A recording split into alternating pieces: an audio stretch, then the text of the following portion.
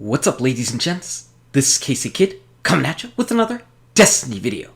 Today, it's Friday, so it's not my day, it's your day. It's time to go find Xur, the good old tentacle-faced guy hiding out in the tower somewhere.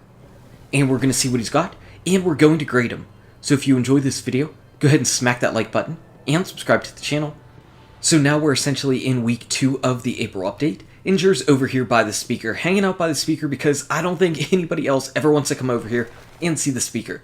He's got nothing that you really would want. But there are 2 people by Xur, so maybe he's got something good. Okay, so we've got some stuff to talk about for sure. First up, we're going to take a look at the Helm of Inmost Light.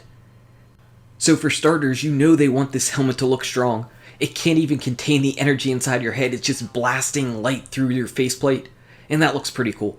This is made solely for the Striker Titan though, because it gives you 2 free perks, Death from Above and Headstrong. And you get those both on your Fist of Havoc. You can't use this on any other class and get any benefits of it. So right there, that's kind of a little bit of a strike against it. It looks cool if you really love those 2 perks, but you kind of are deciding between what perks to pick. Maybe this helmet's for you. But for me, if I'm on my Striker Titan and I want something awesome, I'd put on the Armamentarium. 2 lightning grenades are amazing. I think I'm going to give this a B- because there are people that probably really love being that Superman and slamming down with their Fist of Havoc. So this probably can help them out to pick that and still have some other awesome abilities.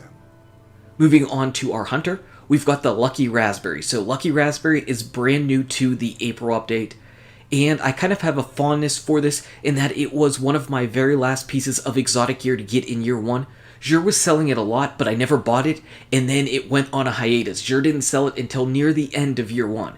It's always going to have arc armor down here, so even if you use your glass needles, you will not be able to change arc armor.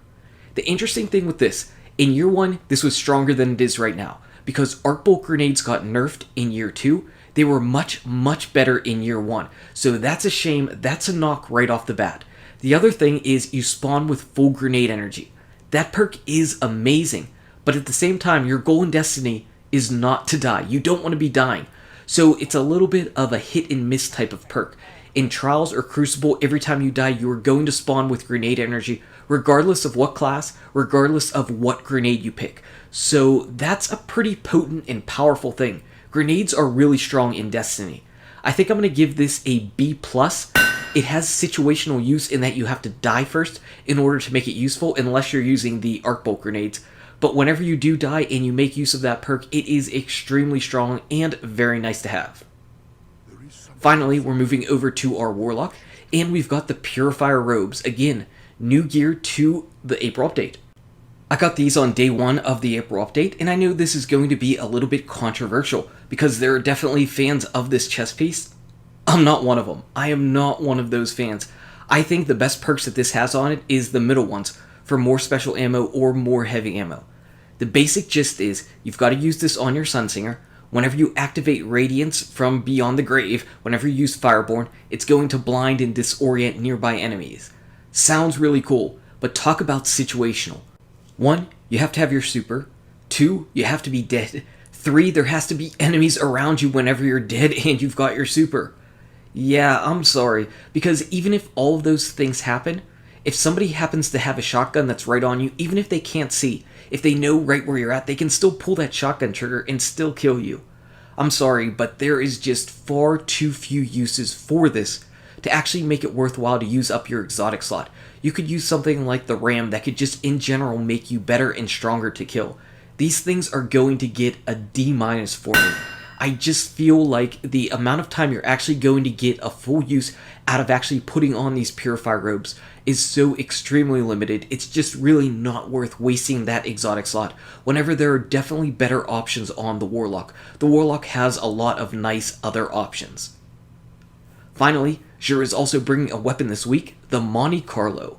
So the cool thing with the Monte Carlo is, aside from its look and that awesome looking blade on the front that you never get to use, is it's all about recharging your melee ability. Whenever you deal damage, your melee cooldown increases, and whenever you kill an enemy, you have a chance to fully recharge your melee ability on a kill. That's great. What that means is that you can rock out a full intellect, and full discipline build on your character and still have great recharge rate with your melee override.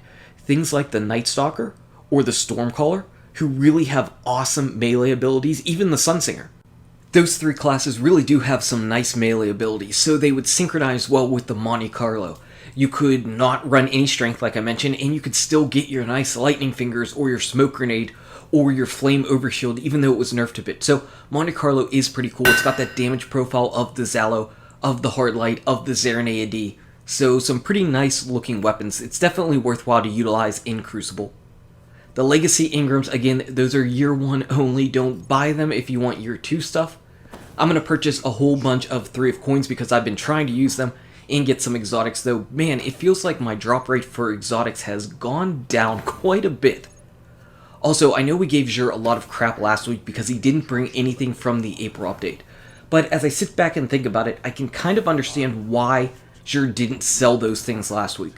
Basically, it gave us a week to kind of farm and use our 3 of coins and go to the Nightfalls and turn in our Shaxx bounties, all kinds of different things, just to try to get those drops, something to chase after. If Xur happened to sell the things, we really would have already been picking up some of these items and not been chasing after them. Now, I really did think that he was at least going to bring 1. At least 1 would have made sense. This week he's bringing 2, so if you happen to want either of those, you can pick them up. My recommendation would be the Lucky Raspberry of the 2. I really don't find that Purifier Robes are that worthwhile, unless you want it for your collection.